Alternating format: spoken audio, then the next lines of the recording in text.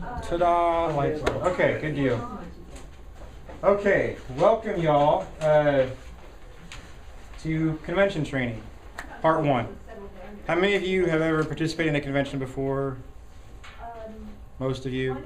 How many of the rest of you have heard of them at least? And we'll start slow because I don't know people watching at home what their answers to those questions are going to be. So we'll start like we don't know anything. The who, what, the why, what, who, how, when, and where, blah, of becoming a convention delegate in Texas. Real brief intro who I am. I'm Jeremy Blosser. I'm a guy who has a degree in political science and philosophy and history. So I look at rule stuff, process stuff, etc. I went to school intending to go to law and eventually get involved in politics, and decided real early on that wasn't going to be worth it for me. It was too much of a mess.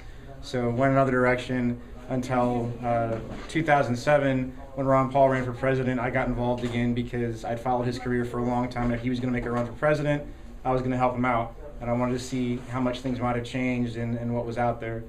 So that's when I got back involved and why I got back involved. Now, people have different opinions, certainly some of them strong opinions about Ron Paul. That's fine. Whether you like him or not, whether you're here for a reason I agree with or not, or whether you want to get involved in politics for a reason I agree with or not, I don't care. Real quick, when I got involved, I learned that there are a ton of people out there that are interested still. There are a ton of people out there who, like me, were disillusioned. And one of the main reasons they're disillusioned is because they look at politics from the outside and they try to get involved in the inside. They get involved in a campaign for an issue or a candidate, and whether they win or lose, they just get discouraged really quickly because it is such a massive process. And so what I've tried to do over the years is help people understand that process and navigate it, regardless of why they're there. We'll agree on the stuff we agree on and we'll work together there. We'll disagree on the stuff we disagree on and we won't work together there, and one of us will win and one of us won't, and we'll go on to the next thing. That's how it works. That's a brief intro of who I am. We talked to some of y'all about who you are, why you're here. Those of you at home, if you don't all know each other, might stop now and talk about what brought you in. Again, not so you can make enemies, but so you can make friends. So, what the heck are conventions and why do you care? This training, frankly, is a lot easier to do during a presidential year because people understand the delegate process. They've seen the national convention on TV and they support a candidate. They want to support that candidate in that convention, in the delegate process. They learn that involves conventions and they come and they know why they're here. On the off years, not everybody's quite sure why they want to be involved in conventions or party politics at all. So, real briefly, if you want to see, if you got anything you want to see changed in public policy arena, if you want to see people able to carry their guns openly, if you want to be able to have chickens at your house, if you want to see a candidate elected 6 years from now even, if you want to see less abortion in Texas, if you want to see more drug laws or less drug laws, because the party fights over those. If you want to see immigration reform or something that isn't immigration reform, whatever you want to see, going out and voting for a candidate on election day or even volunteering for that candidate, that's one thing you can do. But that happens once every 2 years, and if you're looking at the federal level, once every 4 years. And it's not like the parties disappear in between. It's not like all of a sudden the night before election day or early voting, this office springs into being, like something from a fairy tale movie, and there are volunteers here doing things, and as soon as the votes are counted, it fades back into the ground and there's a Whataburger here or something. There's stuff happening all the time, and a lot of it is not glamorous, but it's what getting involved earlier and staying involved throughout is what gives you better choices those every 2 years when something happens. The party has candidates, you're familiar with those. The party has a platform. A lot of you have at least heard of the platform. But it also has a budget, it has finances, it has lawsuits, it has grassroots operations trying to build up volunteer bases throughout the county and the state and the nation so that when we get good candidates, we can do something for them. It has ballot access, deciding who can and can't run on our ballot. All these things are happening, and if you get involved in them, you can actually change the way things happen, frankly, pretty easily. It always amazes me how much people think they can't help, and I was kind of one of them back then, but I wasn't because I didn't have anybody else necessarily where I was. 2, 3, 4, 5 people can literally change the scope of an entire county. 20 people can change the course of politics in Texas. And if you don't believe me, it's because you've seen that process mess happening and decided you couldn't help it and walked away. And what we're trying to do is help you understand where the things go, how to navigate them, so you can be effective. So, conventions. What part of the process are conventions, and why be involved in them? I'm not a PowerPoint guy. I'm not to diss PowerPoint people, but I'll say I'm an academic. I'm a process, a rules person. I have a lot of words on slides. I don't have a few bullet points. I'm not going to read them all to you because you can all read, so you can take the notes home and read them. There are PDF or some other links in the description and the comments here for the video. But I am going to just hit on some things, and if you see something I don't touch on that you'd like to hear more about, feel free to ask me. But what are the conventions? What do they do? Why do we have them? So step back a second. What is the role of a political party? A lot of people, again, think it's to get candidates elected to hold office, and maybe they do it what the party wants them to do, maybe they don't. It's to ask you for money with robocalls over dinner. It's to say, stop Obama by giving us $1 million right now, and you don't know where that money goes, right? That's what a political party is. No. A political party is, to me, it's a group of people who have a certain set of shared beliefs, coming together, discussing those beliefs, deciding which ones they agree on, and then trying to actually make those beliefs a reality in public policy. So it's a group of people who want to see Texans able to open carry their handguns, coming together and saying, we want to open carry our handguns, how do we make that happen in public policy, and then marching, educating people, writing letters to the editor, rallying, when the session starts, helping legislators file bills, carry bills, testifying in front of committees, putting pressure on legislators until the law is actually changed. If the law won't change, then some people think part of that action involves some civil disobedience, and sometimes it does, certainly in the history of this country. All those things are valid things for a political party to be engaged in. It's just that for a long time, in this country especially, people have kind of given up and settled on just let's run some candidates and get them elected to office.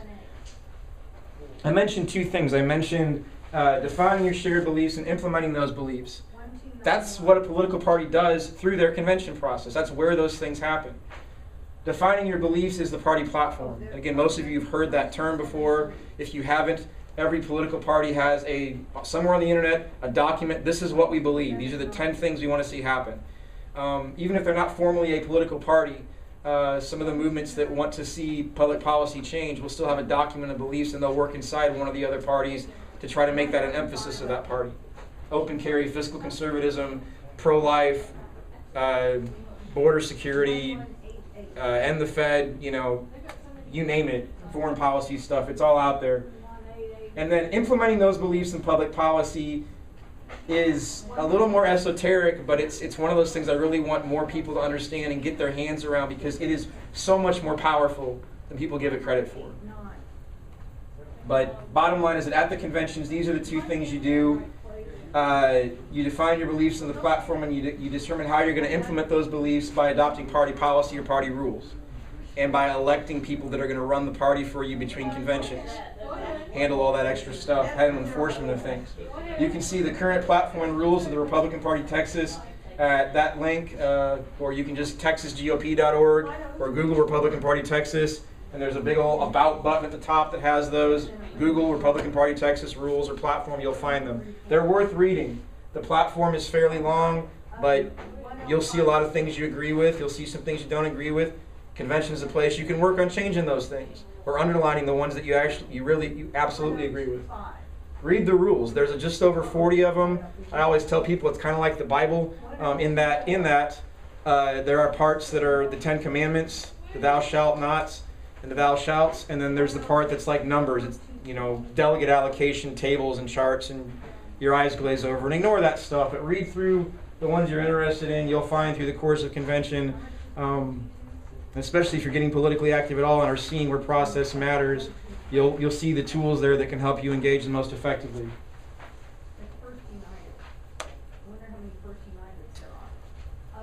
Become a delegate because it's the place where your voice can be heard. Real briefly here, in the 2012 general election, 8 million people voted in Texas. Your voice was probably one of those 8 million, it mattered. There are races that get decided by 1 vote, by 100 votes in every election. But you know, your ability to influence the other 7 million plus voters is pretty minimal. You might be able to influence 5, 10, 15, 20, 1,000, but you're not going to get to everybody. 2012 Republican primary, 1.5 million, little better odds, maybe, in affecting, you know, a large percentage of the people with your specific take. Other end of the spectrum, Texas State House has 150 members. The Senate has 31 members plus Lieutenant Governor. Very few people, those people all get heard. They have huge soapboxes to speak from, but very few people can make it there, obviously. You work for those people, you get them elected, maybe you run yourself, maybe you get elected, but most of us are never going to be there. Pull it back to conventions. Different levels of convention, we'll talk about that in a second, but bottom line, when you get down to the level where the decisions are made, the Republican Party Texas State Convention is 9,000 delegates. Everybody in this room, everybody watching this video, if you do the work, you can be one of those 9,000 people. You will be there representing 300 other Republicans in your neck of the woods. They don't vote for you directly, but there's a process, and we'll look at it. Mostly it's those that show up, get to be delegates, you're down there, and if you want to hit a microphone and debate for or against something, you get to. You know, you get to be there, you get to be carrying the representation for some other people, you get to carry your own ideas forward, or engage very directly with those that are carrying your ideas forward, and you can make things happen.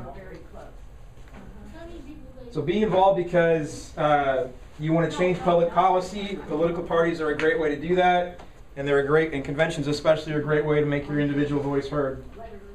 But what are they, right? I've talked about meetings, I've talked about microphones, I've talked about numbers. What are conventions? If there were a dictionary definition I could write, it would be: the conventions are a tiered set of meetings that each primarily have the responsibility to elect delegates to the next level convention until delegations from the entire nation come together in a group small enough to get work done. A lot of words, what does it mean? Go back to analogies, go back to football, baseball, basketball, sports, right? Really easy analogy here is that whatever sport you may or may not follow, they have some kind of playoff cycle. They don't try to take every single college basketball team in the country, put them on a court in one evening and say, play till there's a winner. Because that's chaos, that's elbows, that's bloodshed, that's too many people in one spot. Instead, you have a bracket system, right? You have 2 teams play against each other, and the winner goes on, and smaller and smaller and smaller, so you get 16, 8, 4, 2, and a winner. Conventions are not about teams and a winner necessarily, but it's the same kind of goal. We're trying to start with everybody in Texas that has an opinion, and rather than try to put them all in a room at the same time, there's not a room big enough in Texas, whittle it down, get different layers of representation down until you have 9,000 people. That's still a lot of people. It's the largest political gathering in the world, but history shows we can get things done with 9,000 people. We do every 2 years. 1079. So get that idea in your head, that tiered set of meetings, right? Your conventions start at the outside with local neighborhood level conventions. If you've never been involved in politics much, we talk about precincts, we talk about voting precincts.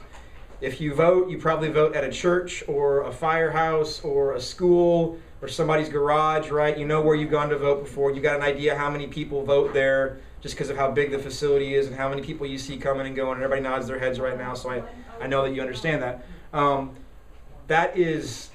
That number you've got in your head right now, how many people vote where you vote, that's probably between 1 precinct and 2, 3, 4 precincts worth of people, normally the way it's done in Texas. So that's about how many people are in your precinct.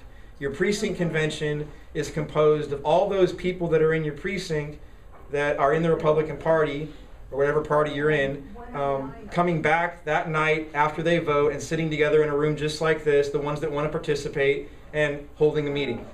It usually looks very much like this, except that you're sitting around the table, you're not necessarily all looking at one person. It's one person. If you're the only one that shows up, it's 5, 10 people. The biggest they ever really get is, turnout-wise, is 30 or 40 people.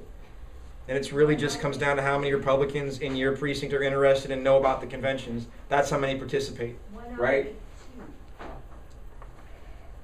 That's the lowest level. And at that meeting, you're going to sit there, you're going to talk about those 2 things. What you think the party should believe and why, and what you want the party to do about it. And then, since you're not at the state convention yet, you're not actually able to make final decisions, you need to send some people on to the next bracket, the next level convention, and move it down the line. You can't send, sure, there's only 10 of us in the room, but there's those the precinct conventions are happening thousands of places around the state. If everybody just went, you're back to everybody's trying to get in one room, El Paso's trying to get to Houston or wherever the convention is, it doesn't work. So instead you're going to elect some representation. Now, is there going to be, if you want to go, is there a lot of competition? Depends on your precinct, depends on how involved people are, depends on how many delegates your precinct's allowed. Each step along the way, you're allowed different numbers of delegates to go forward based on how Republican your precinct is, and at some point we'll get into how that's calculated, or you can ask me if I forget to get back to it. The bottom line is you go, you talk about stuff with your neighbors, you pick some people to carry your agreed upon principles forward. You vote, you have some elections, okay? The next level are the county conventions. The delegates that you picked at your precinct conventions, your neighborhood meetings, go to a county convention that happens on one day, March 22nd this year, on a Saturday, always on a Saturday. And it can be a half-hour meeting to an all-day meeting, again, depending on where in the state you live, how involved people are, how big your county is. Some small counties will have 5 people at their county convention. Tarrant County is large and rather Republican. We are so large that we actually have 4 county conventions. And I won't get into the whole how we divide that stuff up, that can come later, but just know that there are 4 county conventions in Tarrant County. What do you do at county? The same thing. Now you've got about 300 people together usually, but you're still going to come together, talk about what you think the party should believe and should do. We want it to be more open carry this year. We want it to be more chickens in our backyard this year, whatever it is. Guy at the last one wanted to talk about having an Article 5 convention. Other people want to talk about not having an Article 5 convention. Figure it out. You're still going to do the same thing. You're going to talk about, you're going to vote on what that group wants the party to do, and you're going to elect delegates to take it on down the line. 1117. You'll hear me start talking about SD conventions, senatorial district conventions. As you get into the convention process, you'll pick up some vocabulary you may not have heard before, like precinct, like senatorial district. When I say SD convention, I said earlier Tarrant County is large enough. We have 4 county conventions. Those get called SD conventions, and again, don't worry about the Y for right now. But after county and SD conventions comes the state conventions. Same thing, the delegates you elected at county go down to the state convention, 9,000 total, get elected from around the state. They come together, they meet, discuss, and debate what you think the party believes should do. And every 4 years, you hold elections of delegates to go down to the national convention to actually elect the nominee for president and pick the national party platform. State convention also will hold elections that are just the board of directors of the Republican Party. Like I said, this office doesn't go away every 2 years. We're in the county party right now, but there's a state party headquartered in Austin with an office that deals with lawsuits and ballot access and get out the vote and all that stuff. They're there every 2 years. We elect the people that do that job for us. So again, bracket system, real basic, 1, 2 to 3 to 4. Precinct conventions lead to county conventions, lead to the state convention every 4 years. Not this year. We also have a national convention. Any questions so far? Any questions so far? 2033. What do you do there? I mean, we talked about what, but how do you do it? Regardless of the stage, every convention has some things in common. You have a rule book for how you're conducted. Just like, again, back to the sports analogy. There are rules to basketball. There are rules to baseball, so you know how you're playing the game. It's not Calvin ball. What is our rule book? We start with the U.S. Constitution. Most people know the First Amendment, can quote the parts about freedom of speech, freedom of religion, freedom of press. The one that kind of gets forgotten is the right of the people peaceably to assemble and petition government for redress of grievances. There are lots of ways to assemble peaceably and petition government. Courts have ruled repeatedly that the political parties are a direct manifestation of the people exercising that right. Not the only one, certainly. Rosa Parks sitting on a bus counts too, obviously. Marches on the ensuing march on D.C. counts too. But political parties that's what we're doing. And over again, when people have sued the parties for something they're doing, as far as their internal organization and what they're doing, the courts have said, look, as long as they're following their rules consistently, they're not, breaking contracts with people, we have no business there because that is their First Amendment right they're exercising together. And we can't force them to include somebody or exclude somebody else. Real easy example, California many years ago did away with their multi-party primary system and had a joint primary where everybody runs at the same time, and whoever like gets first place and second place are the ones that go against each other in the general election, even if they're from the same party. And the Supreme Court said, no, state of California, you can't tell political parties that they can't hold their own primaries separately. So we start there, and then we pick up our Republican Party of Texas rules, which are determined throughout the convention process. So there's a little chicken and egg thing here, but whichever one came first, once upon a time there was a convention that adopted rules, and we have them now. And we amend or re-adopt them in the same or different form every 2 years. Those rules give us the Texas Election Code as having some bearing on what we do. And they also adopt Robert's Rules of Order, newly revised, current edition, which is the 11th, as the process manual, the parliamentary manual. If you haven't heard of Robert's before, if you've ever been to a board meeting, HOA meeting, school board, whatever, heard people around the room saying, I move we do this, I second the motion, debate, all in favor say aye, opposed nay, point of order, I move the previous question. If you've heard these things, that's some kind of parliamentary manual. 99% of the time it's Robert's Rules of Order. And we'll talk about that at the very end in a little bit, and we'll get more into it as we go, because it is an important part of the rule book. But that's where you define, what a basketball, where a foul is, what a three-pointer is. That's all Roberts. What else do they have in common? Again, the sports analogy, they all have a chairman, aka the referee. They have somebody who's up front running the meeting, facilitating. Now, I always like to point out to people that, again, sports analogy, the chairman is not the owner of one of the teams, he's not the coach of one of the teams. It's not his or her job to stand there and make sure somebody wins and somebody loses. It's their job to make sure it's fair to everybody. And if they are being abusive of a minority in favor of a majority, or abusing a majority in favor of a minority, they're doing it wrong. Okay?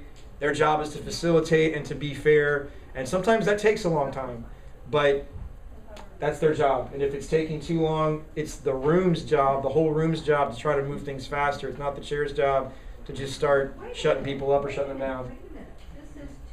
But conventions are a little funny. That the referee analogy falls apart a little bit in that you actually have two of them chronologically. You start out the meeting with a temporary chairman who starts the meeting.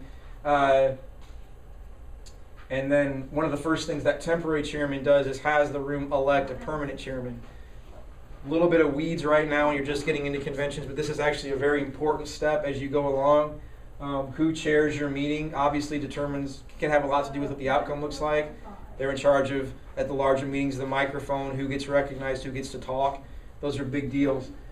So real briefly, I guess segue. The conventions happen every 2 years, whether you knew about them or not. The party has headquarters in the different counties. If they're big enough, they have a party structure that exists all the time, whether you knew about it or not. At every level of the party process, there are elected party office holders who run the show, keep things moving, deal with all the day-to-day stuff. At every level. At your precinct level, those handful of people that vote where you vote and show up, you have a precinct chair, a Republican Party of Texas, probably a Democrat or a Texas Democrat Party, maybe a Libertarian Party precinct chair that all hold office in that precinct. A lot of them are vacant because nobody knows they're there. If this is something you're interested in, find out if you have one and get involved if you don't. Or if you do, maybe even. At the county level, you have a county chair, right? Ours here in Terrence, Jennifer Hall. This is the headquarters building where she works and all her helpers work. At the state level, we have a state chair. Even at those split up in the county, 4 Tarrant County conventions, SD conventions, we have an elected person who represents that part of the county throughout. We'll get into that later on, but just think about the fact there's party structure that's always there, and this is the one time that party structure interacts with the conventions. Whoever the regular party office holder for that area is, if there is one, starts the meeting up, says, we're all here, I'm your temporary chairman, let's elect the permanent chairman. Is there a nomination for permanent chairman? Most of the time you pick the one who was the temp chair. You certainly don't have to if something different is happening. What else do they have in common? For the lower level conventions, the precinct, county conventions, their primary job is to elect delegates to the next level convention. It's important you talk about what you believe. It's important what you want those delegates to do for you. But bottom line is, if you end your convention without electing delegates, nothing else happens for you, right?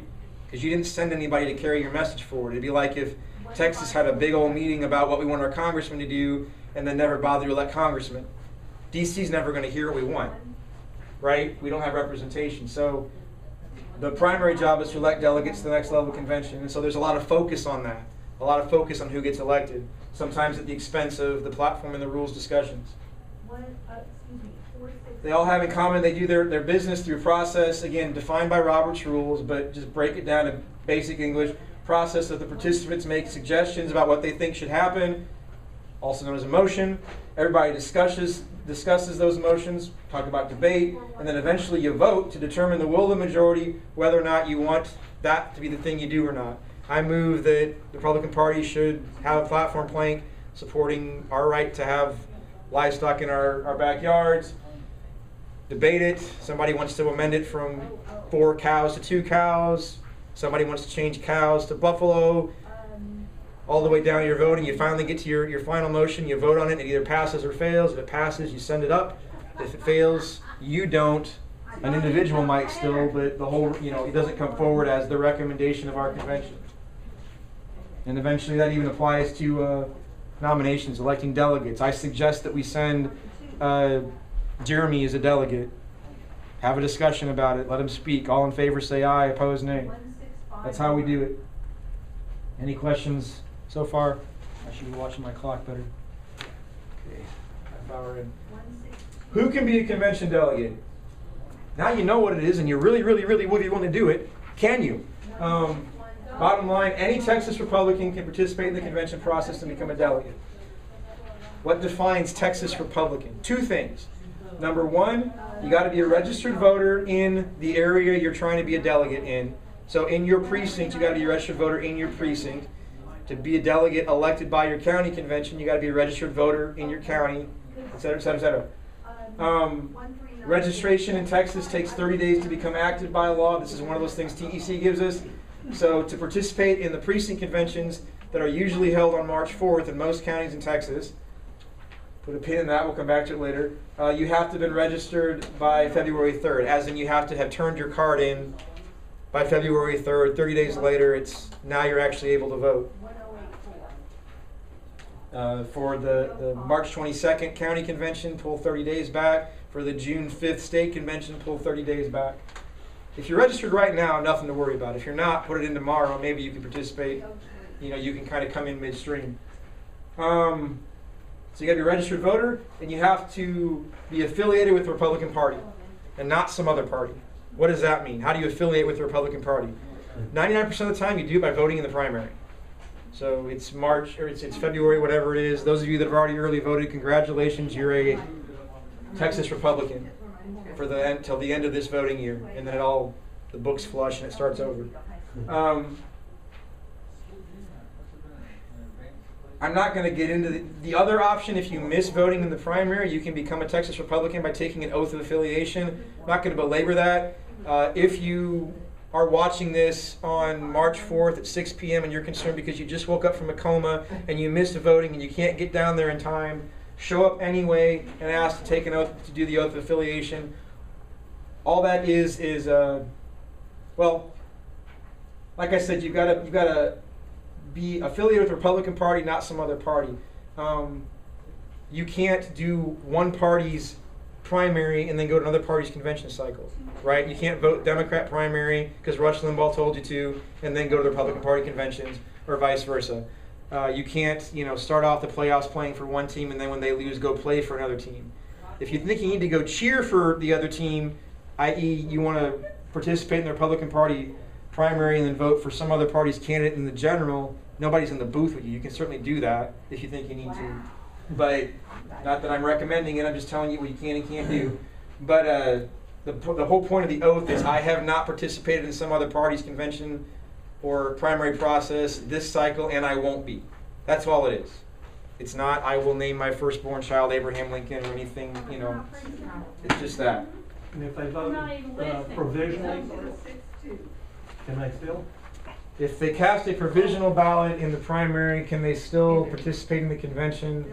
I have to double check that one. I would think yes, you can, because it's not the who you vote for that matters, it's that you participated. Now, whatever made their ballot provisional, even if it gets kicked out later. whatever made, honestly, the convention chair would kind of have to make a call there, the convention, because whatever made them provisional is going to play into their eligibility. You know, if I show up at a precinct, at a voting place in Tarrant County and say, I want to vote here, you're not on the books. We don't have you. I can't prove you're a registered voter in this precinct. Well, I promise I am giving you a provisional ballot. If I show up at my precinct convention, they're going to have the exact same problem. They can't prove that I'm an eligible voter in that precinct. And at the end of the day, it's up to the convention whether they accept your credentials or not. So they'll be checking what yes, happened. yeah, and we'll get to that when we get to the actual walkthrough.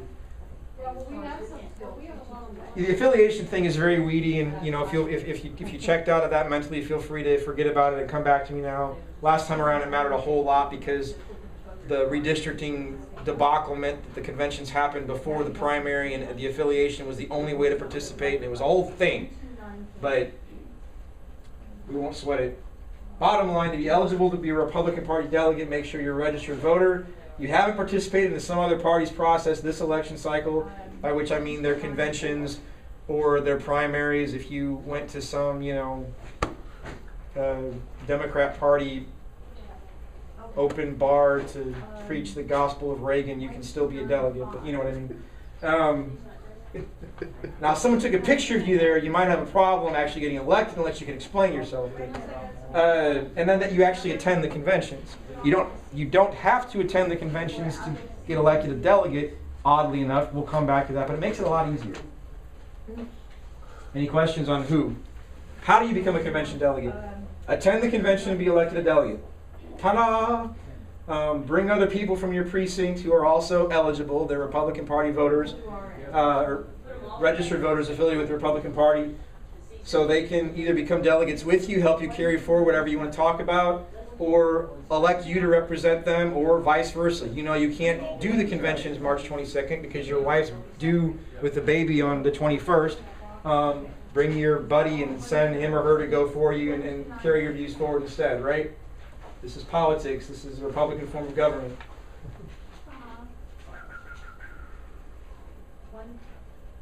Yeah, attend the precinct convention. Whether you bring people or not, elect the other ones you want to represent you. So a word on numbers. Like I said, every precinct ends up electing a different number of people, potentially. You might show up, there might be 3 people there, and you find out there are 10 spots available. That's kind of easy. All 3 of you can go. Now, if 2 of you want to vote to send 2 of you and not the other one because you ran over your dog a week ago, you can do that. It's not real common. Usually if there's fewer people that want to go than there are slots, everybody goes. Yeah? So there's no requirement for a quorum?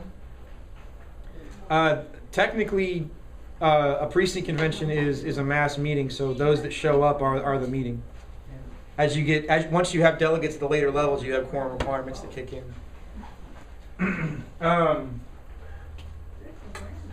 You might also show up though and you have 10 people there and there are only 3 spots available. Now you got to have some elections and it's going to get a little bit, you know, who votes to send who, right? All kinds of things happen. You say who wants to go and only 3 people care. You say there's 3 groups of us here. You know, there's the shirts, the skins, and the shorts.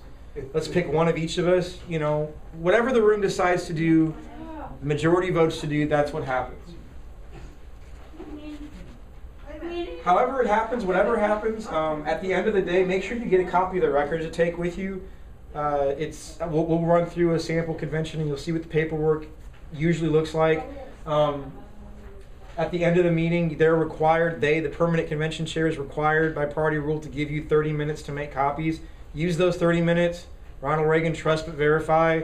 You know, people stuff the stuff in the envelope to send it forward and a page gets lost. The dog ate it. The kid spilled French fries on it.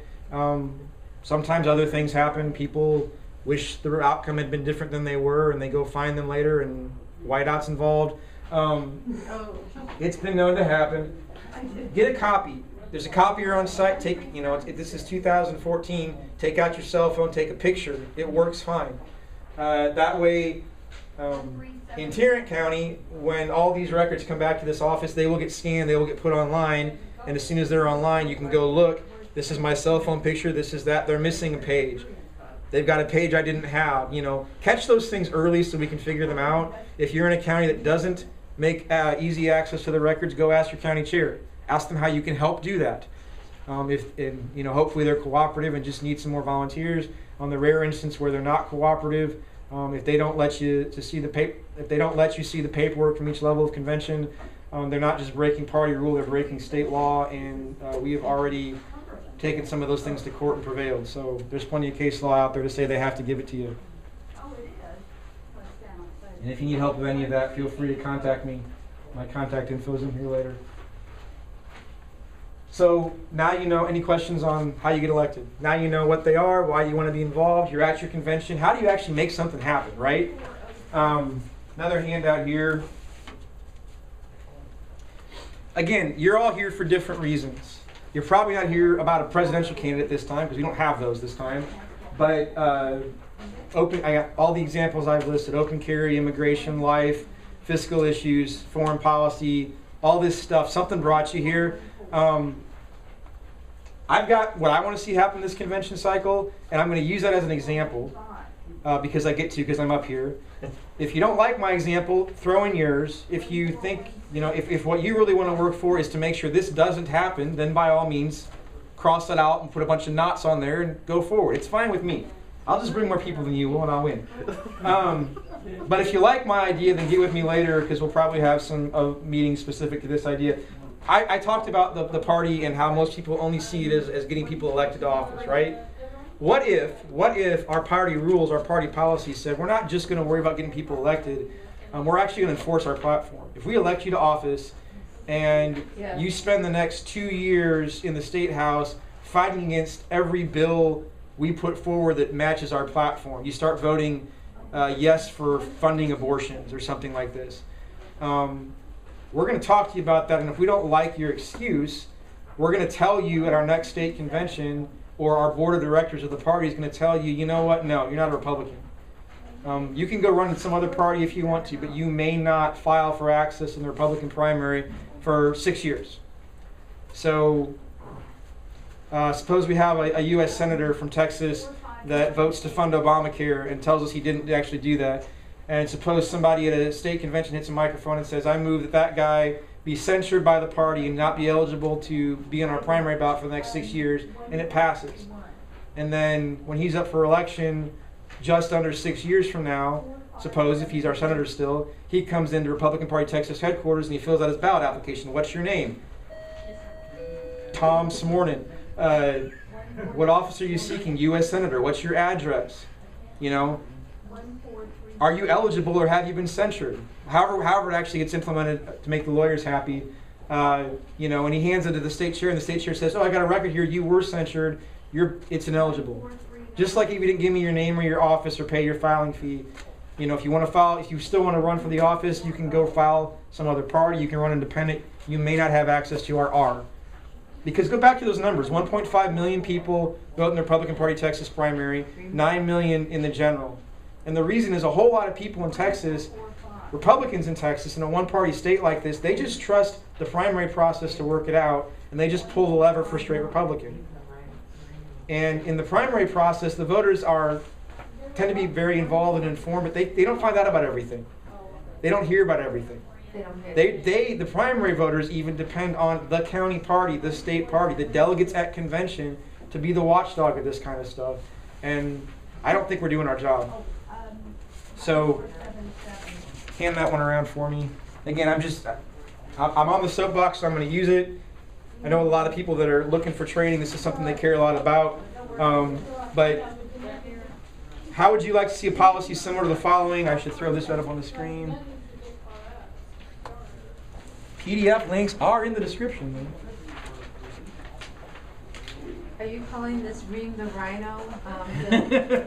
That's not a bad name. Restore Our Republic is the name it's been used. It's been run under before. No, I like Ream the Rhino much better. Catchier. It is catchy. And accurate? It's not inaccurate. So don't get lost in the weeds here. I'm abbreviating, but a policy similar to this. Republican Party Texas, in our rules, it would say that we have the option to vote to censure a Republican office holder for consistent actions taken in opposition to the core principles of the Republican Party Texas as defined in our platform. If you pull up the platform online, it's many pages, but right at the front, first page, there's a preamble, what we believe and why. There's 11 principles. I'm talking about those 11 principles. I have yet to meet anybody who's active in the Republican Party as any flavor of conservative, liberty-minded, small government individual who doesn't agree with pretty much all 11 of those from a certain point of view, at least. They might disagree on the details of what certain words mean, but anyway, we can censure right now. Roberts lets us do that. Political parties censure people all the time. So that part's not new, but what we're adding is this censure may include a stipulation that the named office holder be declared ineligible to seek the Republican nomination for any public office for a period of up to 6 years. Right? That's what I'm looking for, teeth. Make it do something. Never mind the proselytizing of why it's a good idea here. It's not quite why we're here, and I already did some of it.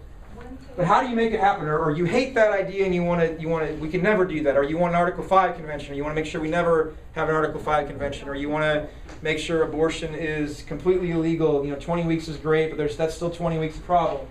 Open carry your firearms, whatever your issue. How do you make it happen? How does a resolution become a rule or a platform plan? Well, we've talked through a lot of this already. Number 1, attend your precinct conventions. Bring a resolution. So if you flip that over on the back side, a sample resolution. If you've done anything in government, you've seen language like this before. Whereas we believe yada, yada, yada, yada. And whereas it's not happening. And whereas we're really angry about it, therefore be it resolved this, right? I left all the whereases off because you can write your own. And there's the meat of it. But bring something like that. It doesn't have to be fancy. It doesn't have to be perfect grammar that would make, Reagan or Churchill cry. I want to open carry my handgun. That's enough. But bring it with you. Recommend bringing three copies of it because it facilitates things. And because eventually the secretary is going to need that many copies in the minute. So bring 3 with you. More if you want to go around. And then bring it up at the right time in the agenda and talk in favor of it. Convince people to vote for you. If somebody says, I wish this word was that word, consider it. And then vote for it or against it. Whatever. Figure out what you all want to do together. You're going to have, again, between 1 and 20 votes needed to win. So get yourself there. Get elected a delegate to the county convention to carry it forward, or elect somebody who will carry it forward for you. Right? 1589. Now, here's where it starts to get a little funny, and we haven't talked about this yet, but precinct conventions are, like I said, a mass meeting. You just show up. You don't know beforehand who's going to show up. You have a meeting, right? County convention, you know who can show up as a delegate because you know who was elected a delegate at the precinct convention. You with me? And you've got several hundred people that are in one day going to try to get a lot of things done, and they're going to have boxes, literally boxes and boxes that'll fill up the front of this room of resolutions that were adopted at the precinct conventions. So they're going to want to get their work done ahead of time, and they can. Or at least start talking about things. So you're going to have, as soon as the precinct conventions are done, you're going to have temporary committees of the county convention start meeting. And they're going to look at the things coming in, they're going to look at the resolutions that came in, they're going to look at the delegates coming in, and they're going to start making recommendations on what things should go forward, what delegates should be elected to the state convention even. They're going to start all that ahead of time. If you want to be involved in the process, go to those meetings, talk in favor of your issue. Either wait around till it comes up, or if hopefully a good committee chair will say, you're here, what do you want to talk about? That issue, okay, we'll make sure we fit you in tonight. But hang around and hear what other people want to talk about too. It's a great way to inform yourself and not show up on the day of the convention. Try to just ingest it all into your head. Other people have good ideas too. Last one, 1677. So, prior to your county convention, attend the resolution committee meetings especially. Speak in favor of the committee recommending your resolution to the full convention. It's going to be between 5 and 15 members on that committee, so do the math. That's how many votes you got to win in the room. Oh, this one's bad. Now the committee is going to prepare a report of what they want to recommend and they're going to leave out what they didn't. All right. 1607. Attend the county convention. It will be on March 22nd. If it's in their report, then speak in favor of it when it comes up in their report. If it's not in their report, you can bring it up from the microphone. You can move to amend their report and add in this thing that you like that they didn't include. Obviously, it's easier if the committee recommends it, Oh, and it's not one. right? You've already convinced a group of people who have some authority in that convention. The room likes that versus 300 people at a microphone, each with their own pet issue. Yes. Okay. How do you get on that committee? Boom. That's what I was gonna ask. Put a pin in that one. We'll come right back to it. But you know, synergy here or consistency here. Same thing at a precinct convention. Convince the room to vote for it. Probably between 10 and 100 votes needed, depending on how many are there. Probably more than 100. Get elected out at the state convention, or like other people who represent your views at the state convention, right? How do you get on those committees? So your county convention has either has one county convention or multiple Senate district conventions. If you have a county convention, the temporary chairman is the county chair who you elect in the primary, last primary. So if you're in a one SD county, your county chair is who you want to talk to. In Tarrant County, we have 4 of them, and they are divided up by our state Senate district lines. So there are 4 state Senate districts that come into Tarrant County. 10 is huge and all in Tarrant County. 9 is a big old chunk of it. 12 is a little sliver up here. 22 is a little sliver down here. 22 is SD. Tarrant SD 22's convention is like 5 people, literally. It's tiny. How do you get on the committees? The Tarrant County Republican Party, the precinct chairs, remember each precinct has an elected party office holder. The precinct chairs that live in each SD part of the county got together and elected a chairman of their group. You with me? That person is the county senatorial district chair for the cycle. Okay? That means they are the temporary chair of their convention. And if you're not with me, you don't have to be. Bottom line is at every tier, you've got a temporary chair. At the county and SD level, you either have a county chair or an SD chair. That person is the temporary chair of the convention. The temporary chair of a convention sets up the committees. Okay? Find out who that person is and tell them you want to serve. Okay, so she. Long answer to the question. The short part is find out who that temporary chairman is that you want to serve. They are already starting to do work right now. They already have lists of volunteers, and they're already trying to, because they've got to do paperwork that goes into the precinct convention packets and all that kind of stuff. But get involved. They want to have people involved. In Tarrant, those chairs are, for SD9, it's Ann Gebhardt. For SD10, it's David Wiley, who's back there right now working with people, getting stuff done that we're just talking about. Talk to before you leave if you want. SD12, it's Kurt Peterson. And SD22, it's Brandy Derrick. And you can get all their contact info from this office. And you can find out what Senate district you're in by. Talk to this office here and give you all that. If you're in Southern Tarrant, First. Hearst, you're going to be either 9 or 10. Northwest corner is 12, southeast corner is 22. Other than that, 10 is most of the south and west, and 9 is, but it's gerrymandered, so the lines are kind of crazy. Is that over the In Tarrant County, you can always find out your districts if you go to HTTPS, and the URL's in here on a future page, voterlookup.tarrantcounty.com, and give it your name, and it'll tell you everything you want to know and some things you don't want to know. All right, moving on from county, going into state, same thing. There are committees of the state convention. Those are a lot harder to get on. Those committees have one person from every state Senate district, because at the state convention level, we're organized by Senate districts, so there's 31 caucuses that are operating. And that board of directors that runs the party, the members of that board from your Senate district appoint one person for each committee. So those usually go to people that have been involved for a while, know the lay of the land and what's going on, but you can talk to them all day long and get those appointments. A lot of times, you know, in Tarrant it's kind of competitive. In other parts of the state, it's easier because there's fewer people involved. But bottom line, those committees are going to be meeting for the several days before the state convention. It's a state convention, so they're not going to have like a meeting a week or anything like that. They're going to come in the 3 days before the convention, pack it all in there. But that means if you really want to get stuff done, if you really want to participate in this convention process, that week of June, you're taking the week off work. This is vacation time because all the work happens in those committees. We'll come back to that later. But if you want to see something happen, you've got to attend those meetings, either the rules committee for things like this one, where you want to change the party rules, the platform committee if you want to change planks in the platform. Speak in favor of the committee recommending your resolution to the full convention. Those are 32 member committees, 31 districts plus a chairman. So you're trying to convince, 17 people. And then attend the state convention. 9,000 people, hit a microphone. Hopefully it came out on the report and you just speak in favor of what the report has, but again, it doesn't come from the report. Hit a microphone, talk in favor of it if you think 9,000 people really want to hear about it. Eventually you got to get half of 9,000 to vote with you.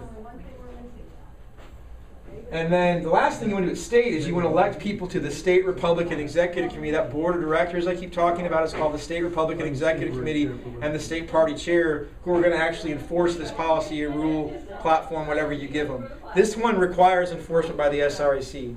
It requires this rule. If Tom Smorning comes in and files his application for ballot access, you've got to have a state chair who will say, I don't accept this, and not just ignore the rule.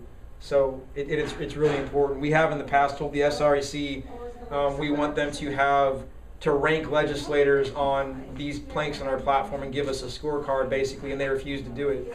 So you need a different SREC who will actually do these things than we maybe have right now. They're good people, but they don't get it perfect. Does that go for president candidate that doesn't? It could be for any candidate that runs on a primary ballot in Texas that a majority of the state convention or the state Republican Executive Committee thinks needs that slap on the wrist. And most likely people that would end up affecting would be elected officials in Austin in Texas. State reps and statewide elected officials, because that's the group that it's not likely to affect county commissioners, I don't think, and it's not real likely to, well, it could certainly go federal for congressmen and senators. But all right, any questions on, well, how do I propose the ideas I support? This is what we just ran through, summarizing it. Final decisions are only made at the state convention. Each step along the way, you're making recommendations instead.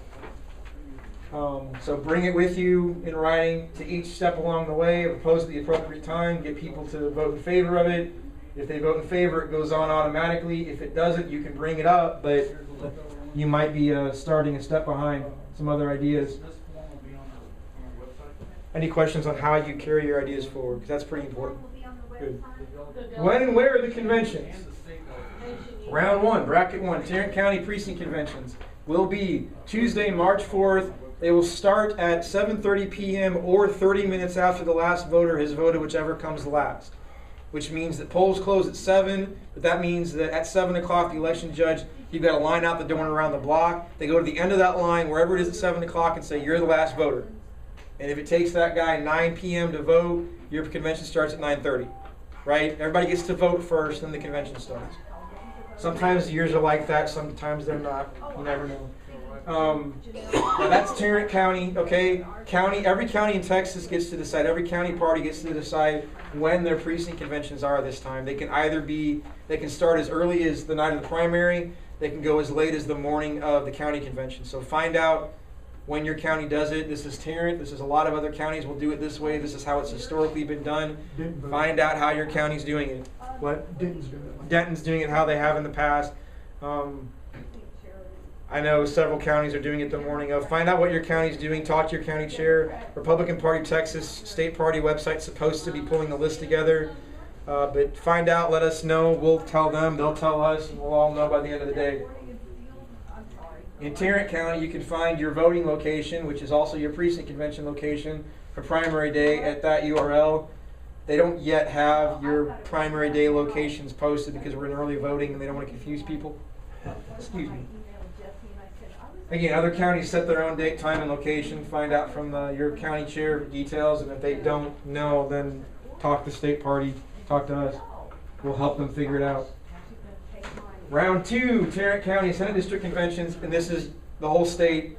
It will be Saturday, March 22nd. That 9 a.m. would be up to each area in Tarrant. All 4 of them start at 9 a.m. Some of them will start probably later in the day because they expect to be shorter. We need to start at 7. Yeah, we have long conventions in Tarrant County. We have a good time. If anybody cares, the state party rule is that the Senate District County Convention happens the 3rd Saturday after the primary, as long as that's not Easter or Passover weekend. That's how we get Saturday, March 22nd. 4 locations, 1 for each SD. I do not have them memorized. if you're in Tarrant, get them from this office before you leave. What they're doing right now back there for SD10 is they're taking paperwork that says where the SD10 convention is and sticking them in the precinct information packets that will be at each precinct convention. I think that's what they're doing. That kind of stuff. So they try to be keeping informed, but you can always find out here if you don't know any other way. Texas State Convention, now if you look on their website, they will tell you June 5th through the 7th. I'm telling you, if you want to be involved in making things happen or keeping things how they are, June 2nd is when you need to start showing up, because that's when the committees start meeting. At the Fort Worth Convention Center, again, just like it was last time, we don't have to drive. Hooray! And what time do those start normally? The state convention sessions usually, there's a lot of stuff going on. There's like a straw poll this year for president for 2016. So there's stuff happening throughout the day. The committee meetings usually start around 10 a.m. 10 a.m. Yeah. And they last a long time. They can, certainly. Any questions on conventions before we briefly talk Robert's Rules of Order stuff? Paperwork for the convention. Yep. Is it going to be paper or online this year? Paper. And So they'll we'll have- run through a sample with actual copies when we get through here. You can submit it online this year, but you'll be scanning and emailing. You'll have paper at convention. Robert's Rules. Robert's Rules of Order, newly revised. Current, my copy's in the office. Okay. Little brown book, about 600 pages. They provide the rules to keep the game fair, right? I like to point out to people these are tools, not magic spells. Some people are, they want to say something, they have an idea what they want to say. They're afraid if they hit the microphone and if they say the wrong words, their spell fizzles and they don't get to talk. It's not how it works. You don't have to say the right fake Latin incantation from Harry Potter to get to say something or make an amendment. The chair actually has an obligation under the rules that if they can tell what you're trying to say, they're supposed to help you say it. And if they can't get you there or they don't have time, they can say, hey, you know the rules, help them make their motion. We'll come back to them in a few minutes if we're still on this topic. They don't have to make the whole room wait an hour while you figure it out, but if you pop up and say we should stop debating this and move on, they're supposed to hear I moved the previous question. They're not supposed to say, well, you didn't say that right, so sit down. So as the conventions go along, the level of formality will increase, and Roberts is really conducive to that. Bottom line, it's supposed to be a shared language to help people talk about things that may be contentious. So that if you're having an argument, you're not arguing over what words mean, at least. You know what the rules are, right? But they're fun. It's a funny book in that it can kind of ramp up. If you've got a group of people talking about something, 10 people, and they're not really having an argument, they can just talk it out, figure it out, say, is this what we want to do? Yeah, that's what we want to do, let's move on. But as soon as it starts to get contentious and you've got 6 that want one thing and 4 that really want another, you start to get a little more formal with motions and amendments and speaking limits and order and all kinds of stuff like that. But at a precinct convention, you need very little. You're going to have motions and nominations for things. You're going to have debate and amendment. You're going to vote on them. Sitting around a table, just talking like normal people.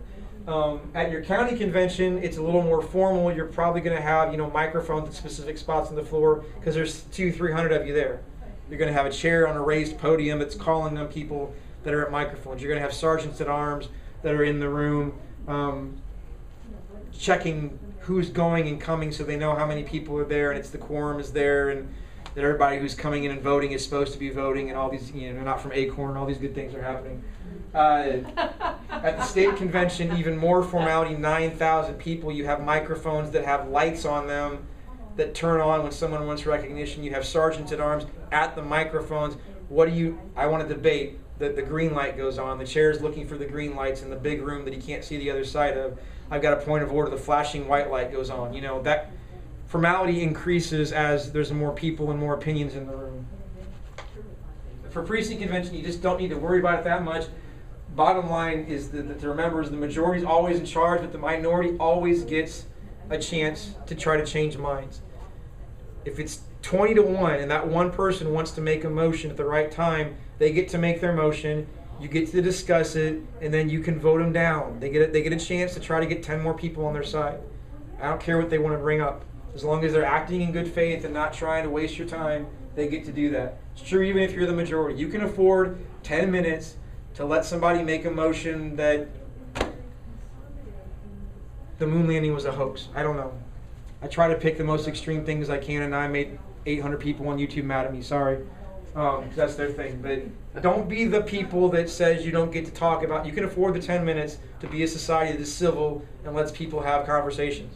Okay? Worth noting, your Republican Party Texas rules modify Roberts a little bit. So like even the majority at a precinct convention, even the majority at a county convention can't do everything they could normally do under Roberts. There are limits placed on even what the majority can do there by the state party. For example, there's a motion to end debate and move on. I moved the previous question.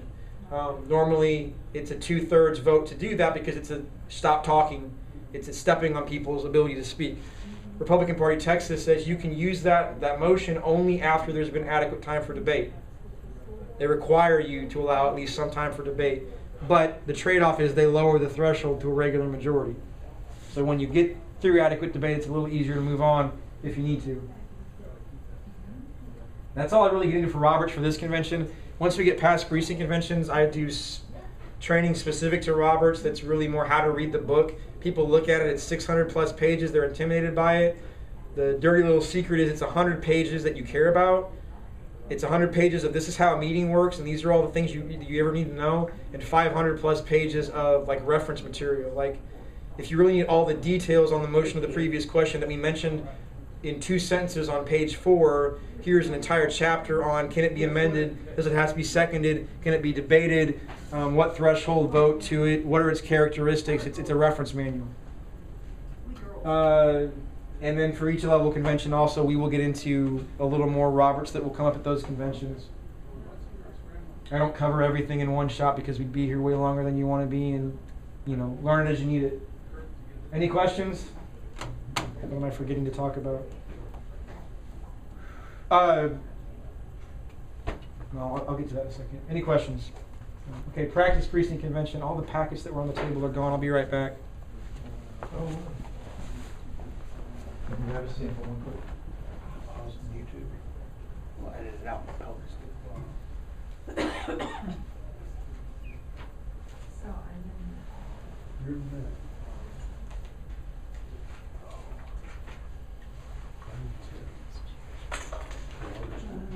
I'm going to borrow one. Remind me to put it back. So this part is, I'm going to do it like we do in Tarrant County. Other counties will look similar, but they may not. So talk to your county sheriff if you've got questions. An important thing to realize is that there's nothing prescribed in rule or law about what this paperwork looks like.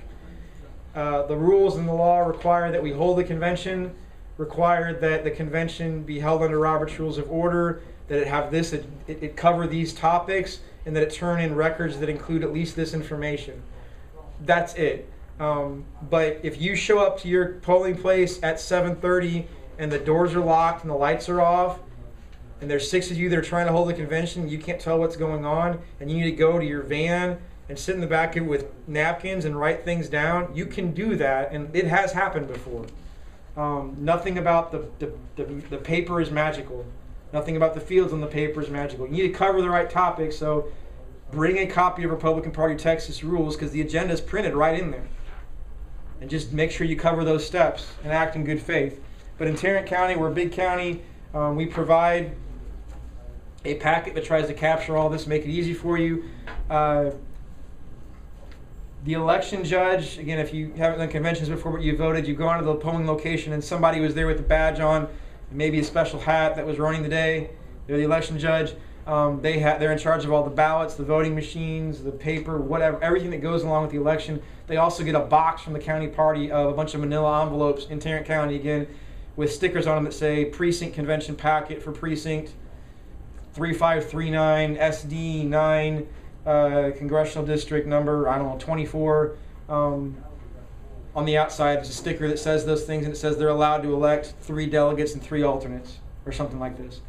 And then the election judge has that. When it's time for the convention to start, the precinct chair, if there is one, shows up and says, I need the packet. I'm the chair. I need the packet for this precinct. Chair doesn't show up. Anybody who shows up to participate in that convention can be the temporary chairman and start the meeting off.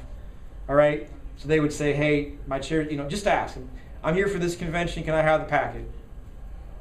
If your chairman shows up, surrender it to them. But otherwise, take it and say we're going to be over there in that side room of the school or this closet. Whatever. It needs to be an ADA compliant facility, but as long as you have that, you're okay. So you're going to get in there. Okay, here we are. Boom. I took the packet. I opened it up. Banna gave me the envelope, whatever. Take out these pieces of paper. And I've done this many years, and I still just read the stupid thing. So I'm going to read the stupid thing. We're going to have a precinct convention. So it says here, qualified voters of election precinct number 3539, Senate District number 9, Congressional District number whatever it is, Tarrant County, Texas, met at Republican Party Tarrant County Republican Party headquarters on February 20-something, 2014, to hold a precinct convention. Convention was called to order by temporary chairman Jeremy Blosser at whatever time it is p.m. And I grabbed a packet from last time, so this is a little different. But first thing it says we're supposed to do is prepare a list of participants. So I have in here, I don't have all the minute sheets. I have here a sheet of paper that has blanks on it for everybody here. We're all going to put our name and our voting address and our voter ID number. We have the book to look it up in right here. See how conveniently we have the book. Those are the 3 pieces of information we need in everybody. And the book's right here to look it all up, and we're going to fill it all out. And if we don't find you in here as a registered voter who's affiliated with the party, voted in this precinct, then goodbye. You can be a guest in the back. We're going to fill the paperwork out for everybody that's here, pass it around. Secretaries, or we don't have a secretary yet. Temporary chairman's going to fill out all that paperwork. So we've done that. And I'm going to announce that only registered voters of this precinct are those who are eligible to vote a limited ballot within this precinct and have affiliated with the Republican Party or eligible to participate in this convention. I'm going to announce that there's 1, 2, 3, 4, 5, 6, 7, 8, 9, 10 qualified participants present. I'm announcing that this convention will be conducted in accordance with the Texas Election Code and the Republican Party Texas rules adopted. Robert's Rules of Order, current edition, newly revised, governs our parliamentary procedure. I'm going to announce that the rest of the agenda is the election of permanent officers, announcement of the senatorial district conventions, elections of delegates and alternates to this conventions, adoption of resolutions, and any other business that we need to take up, and then adjournment. So, floor is now open for nominations for permanent chairman of this convention. Are there any nominations? Jeremy Blosser. I'm nominated. Any other? I usually make one of you do it, but the video will go faster. Any other nominations? Any other nominations? I'm the only one nominated. All in favor say aye. Aye. Opposed, nay. Okay, I'm the chairman. Thank you very much. Now we're going to elect a secretary. I nominate, only one whose name I know. Well, a few of you name I know. I nominate Joel. Any other nominations for secretary? I second it. All those in favor of Joel say aye. Aye. Opposed, nay. And I give him all the paperwork, and now he has to fill it out. Or he'd come up here and fill it out with me. And at the end of the day, everything that gets handed in, him and I both sign. So the convention elects, and he's writing over here, Jeremy Blosser is permanent chairman, Joel McGregor secretary. I'm re-announcing that there's 10 of us here, and it says in our paperwork we're allowed to elect 3 delegates and 3 alternates. I haven't talked about alternates before, but for every delegate spot, there's an alternate spot. And the way that works is real, first string, second string players.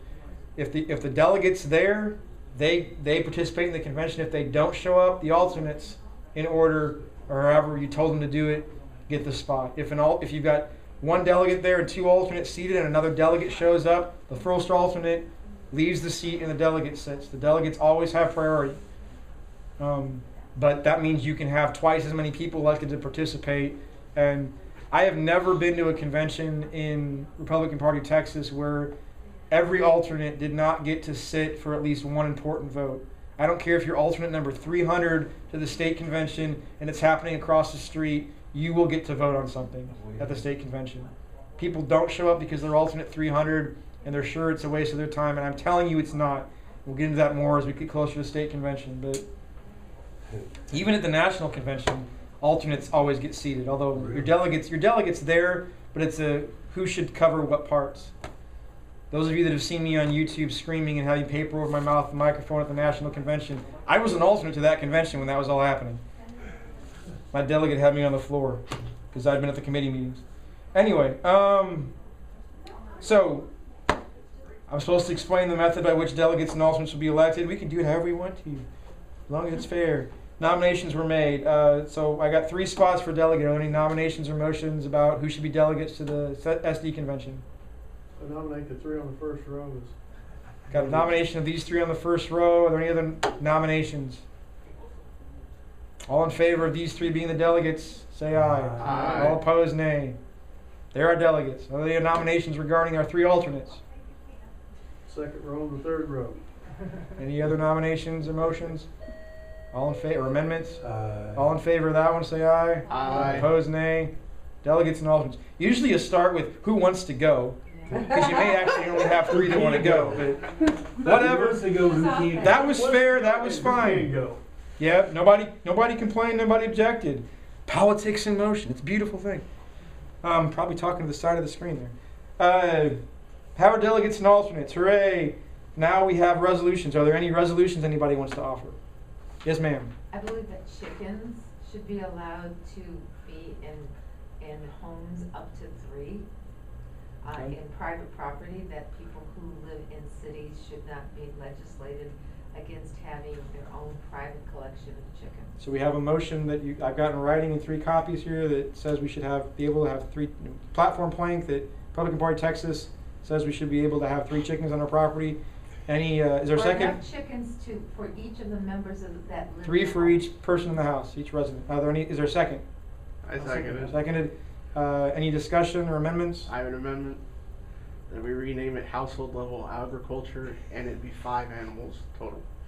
Okay, And so that we it'd have. be a absolute preemption on the state level that the counties and cities cannot interfere with that whatsoever. Okay, so we have an amendment to include a title, change 3 to 5, and add that we want it to be statewide preemption.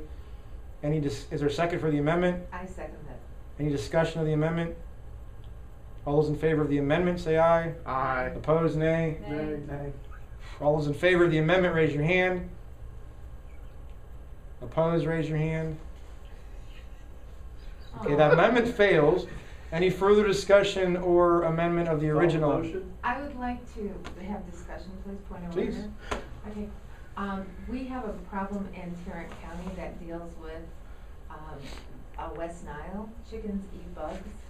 This is a natural, help to our county and an area that it provides for not only personal liberty, but it also provides for the health and safety of the members of the population of our counties.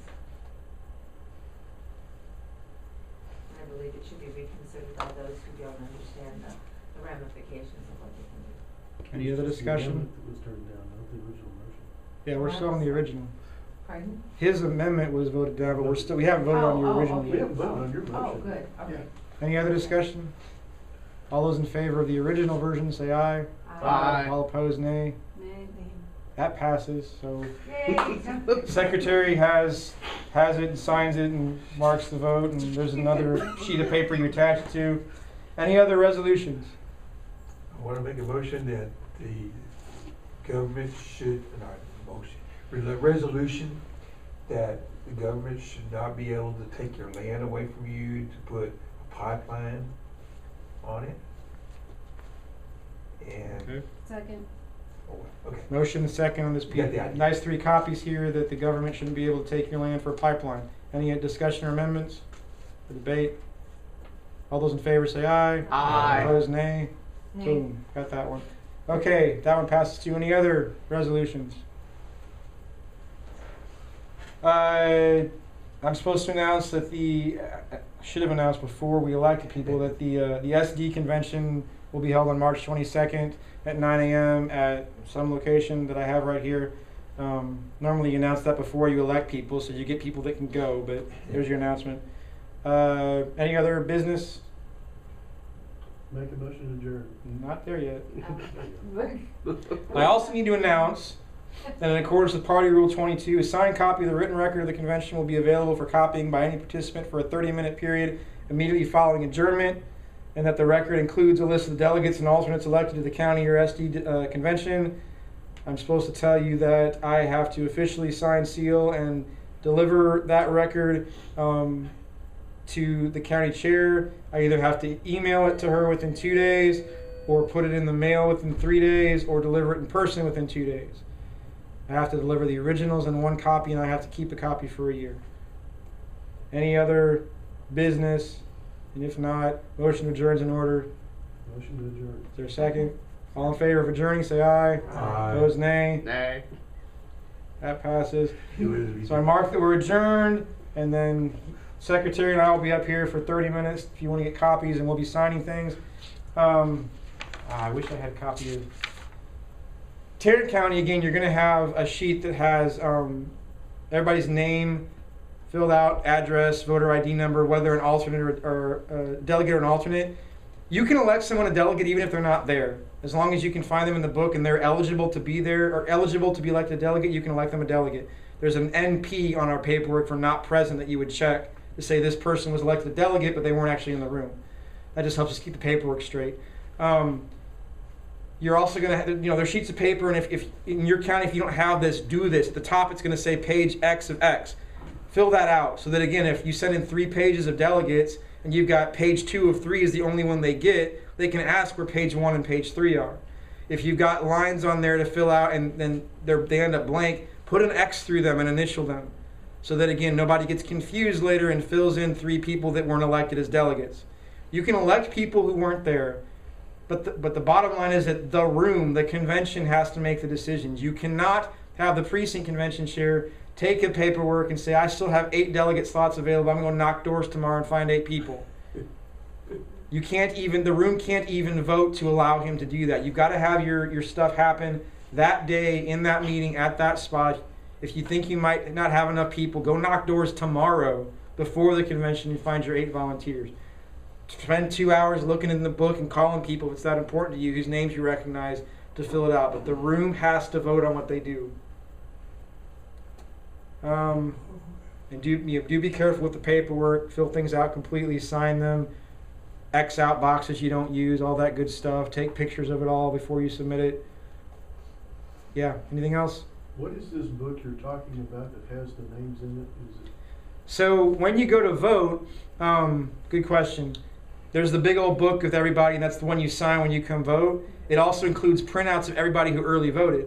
So early voting is going on right now, and then it'll stop for a few days so they can print the books and then deliver them to put them in the stuff for the polling locations. So the election judge has a book of everybody that voted there, either voted from that precinct either early or that day. And that's, in my precinct at least, what we always use to figure out who should and shouldn't be able to participate in the precinct convention. And the election judge has that? Yeah. And he's going to stay there and have that available? That's become a question this time. I hadn't heard the question asked before, but there's been a question, how do they get delivered very quickly while also being available at the conventions? And if I'm the precinct convention chair, I'm holding on, the book's going to stay with me till my convention's Are done. they going to stamp your voter registration? They should stamp your voter, yeah. When you vote, bring your registration card, the little box to stamp it for party affiliation. When you vote, ask them to stamp it Republican. You don't have to have that, but it can make things go faster. If you've got your card, it's already stamped and all that. But otherwise, if the books leave before the convention's over and somebody shows up right at the end, you're calling elections to make sure that that person is a legitimate voter, which you can do. But just cooperate. I mean, all I can say is, judges and convention chairs need to cooperate with people, whether they're the same person or not. If you're an election judge and you get to a half hour past when the last voters voted and you're still dealing with paperwork, you don't say, yeah, we'll get to it later. If you do that, somebody else is going to take your paperwork and start without you.